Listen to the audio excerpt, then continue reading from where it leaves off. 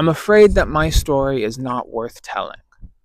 If you clicked on this video, maybe you are feeling that way. Whether you are trying to tell your story through writing or trying to tell your story via other artistic methods. If you are afraid that your story is worthless or not as important compared to others' stories that are out there, I'm here to tell you to write it anyway. Write it anyway.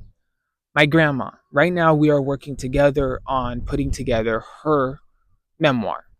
And the very first thing she said was, I want to write my life story. I'm ready and I feel it building up. It's keeping me up at night because I want to write it. But I think it's worthless. And it's like, and I said it right to her. I was like, if it's keeping you up at night, it's not worthless. If you are going to read it when it's done, you are the very first person in your audience.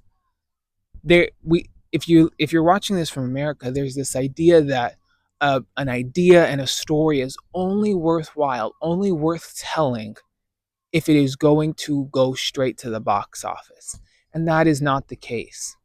Stories are, there is an audience for every single story.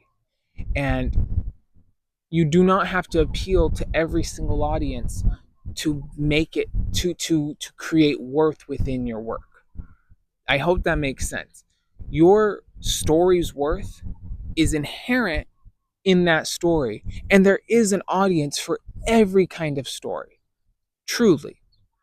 And I want to share with an experience I had with you. I'm a daydreamer. I've said it in a previous video somewhere. I love to lay back and just dream to dream. I love it. It's the best pastime in my life. And I was daydreaming, and I had this experience. It was back when I was younger, and I was just so full of doubt and that same question over and over. What's the meaning of my life? What's the meaning of this life? Blah, da, da. Same question, always same question back then.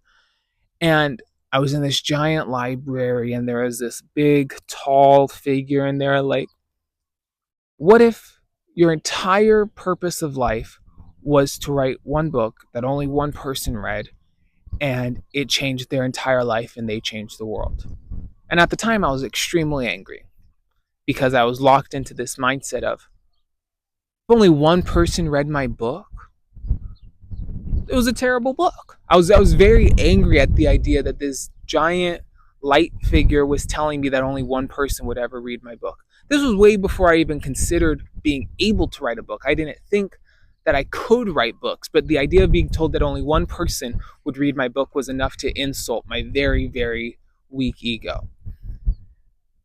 I had completely glazed over, not glazed, I had completely ignored the concept of that he had said that the person who read the book would change the world. That just completely went out of my head.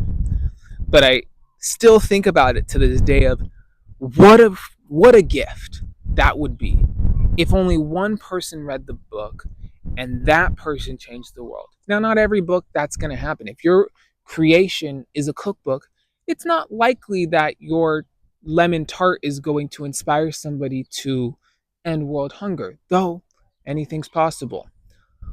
But it is important to realize that any person can benefit from your book because there is an audience for every book, and there is an audience for every single kind of piece of art and creation.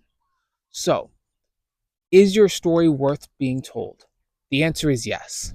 Should you tell your story? The answer is yes. Now, will you tell your story? Please comment that below and let me know.